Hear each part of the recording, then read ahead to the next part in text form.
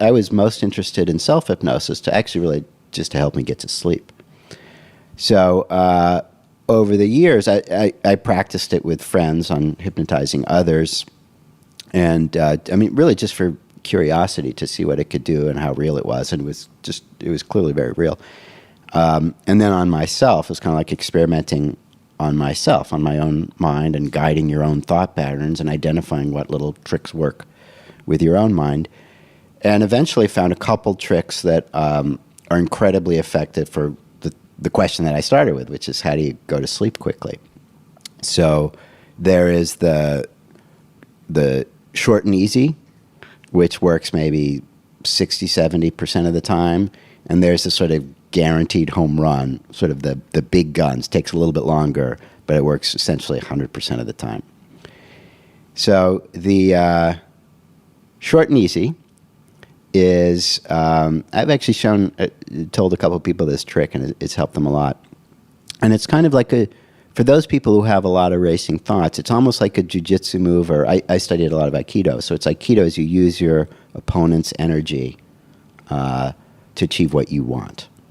So what you do is you close your eyes, and whatever comes, whatever visuals you see, you start to really get curious about them. You might see, it doesn't matter what pattern you see. You might see the vague images of a chair, and you say, well, what does that chair look like? What's its texture? Is it moving? Is it floating? Is it spinning around? Is there something on it? And because your mind is racing, that object, whatever that object is, it might be a chandelier, it might be just weird images, they'll start to change in your mind.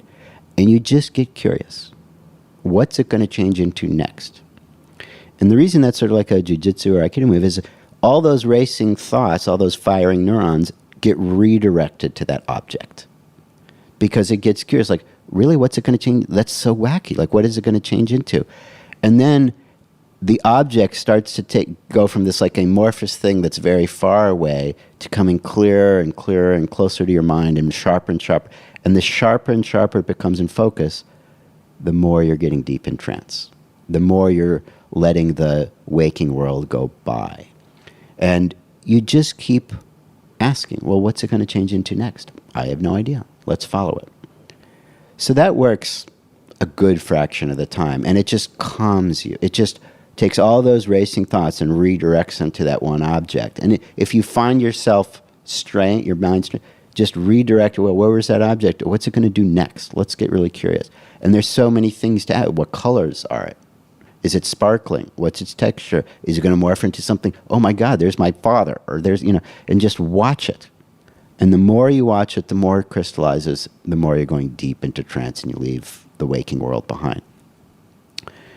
If you are, I'm a little more visual. If you're more auditory and you tend to hear kind of a dialogue in the back of your head, there's trick number 2. This is a little bit of a weird, I actually haven't told anybody this trick.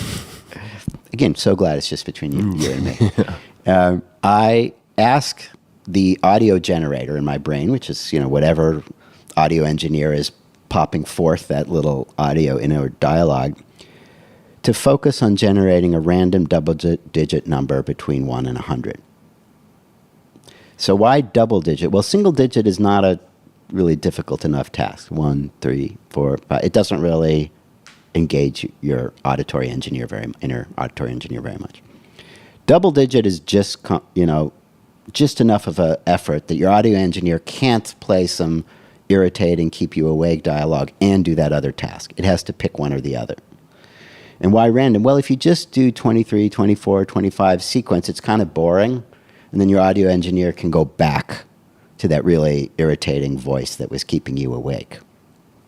So by asking your audio engineer to do this task of generate a random double-digit number, and then to keep the audio and the video engineers in your head that are generating this noise busy, you assign them the task of seeing those numbers. So I kind of imagine like a cannon launching these numbers in the sky and watching them, 22, 76, 57.